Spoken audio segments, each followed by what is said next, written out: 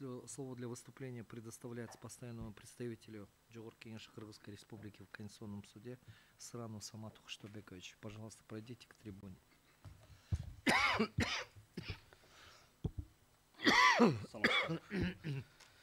Уважаемый Турага, уважаемые судьи Конституционного суда, уважаемые стороны.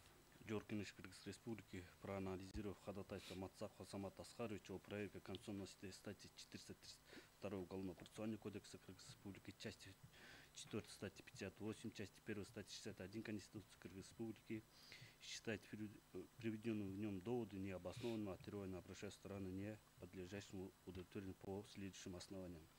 Конституция Кыргызской Республики провозглашает право и свободу человека высшей ценности. Они действуют непосредственно, определяют смысл и содержание деятельности всех государственных органов, органов местного самоуправления и их должностных лиц. Провозглашая на конституционном уровне обязанности государства признавать, соблюдать и защищать право и свободу человека, Кыргызская Республика признала приоритет общечеловеческих интересов над всеми другими ценностями государства.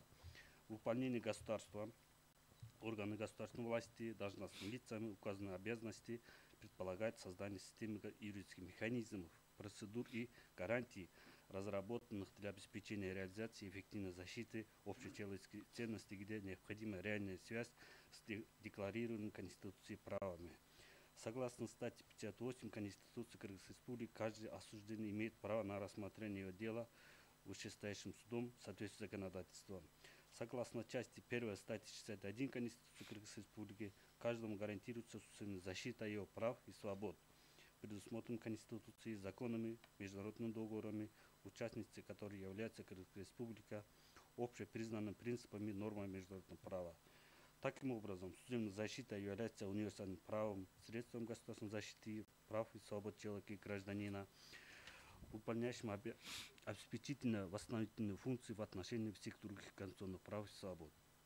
В соответствии со статьей 431 Уголовного процессуального кодекса Республики определены вопросы, подлежащие рассмотрению судом при исполнении переговора, в том числе вопрос о зачете времени содержания под стражей, а также времени пребывания в лечебном учреждении в соответствии со статьями 80 и 118 Уголовного кодекса Кыргызской Республики является императивной нормой. Порядок рассмотрения судом исполнения переговора по статье 118 Уголовного кодекса Кыргызской Республики регламентируется ее главой 18 Уголовного кодекса Кыргызской Республики, то есть касательно принудительных мер медицинского характера и принудительного лечения.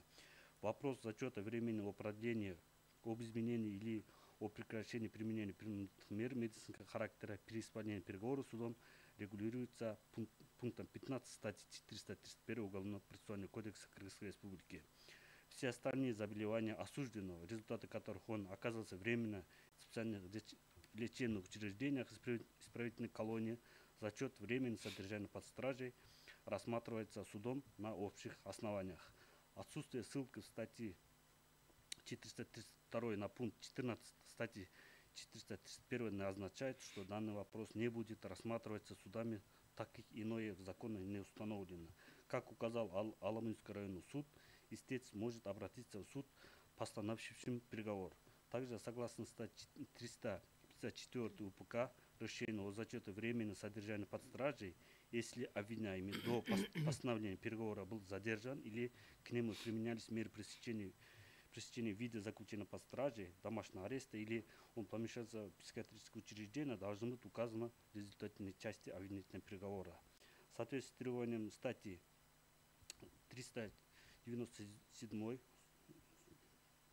405 Уголовного процессуального кодекса Самат Асхарович Мацапов имел право обжаловать постановление суда вышестоящей судебной инстанции, тем более в настоящее время вопрос о зачете времени содержания под стражей судами рассматривается в соответствии с решением Конституционного суда Кыргызской Республики от 29 марта 2023 года, согласно которой часть 5 статьи 80 Уголовного кодекса Республики признан противоречащей части 2, 4 статьи 56 Конституции Кыргызской Республики.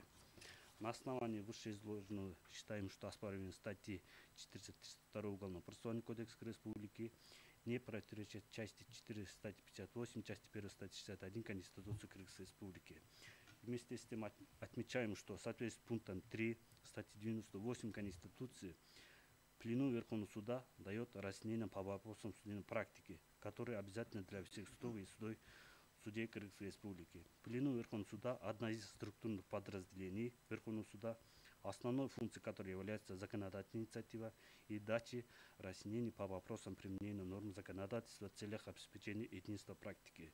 В этой связи в целях исключения неясностей вышеуказанных норм уголовного суда производства предлагаем Верховному суду Кыргызской Республики рассмотреть и дать полное разъяснение по вопросам судебной практики. В руководстве статьи 34 Конституционного суда Кыргызской Республики, о Конституционного суда Кыргызской Республики просим ходатайство Мацакова Самата Аскаровича о проверке Конституционной статьи 432 Уголовного процессуального кодекса Республики оставить без удовлетворения, поскольку не является противоречащим части 4 статьи 58, части 1 статьи 61 Конституции Кыргызской Республики.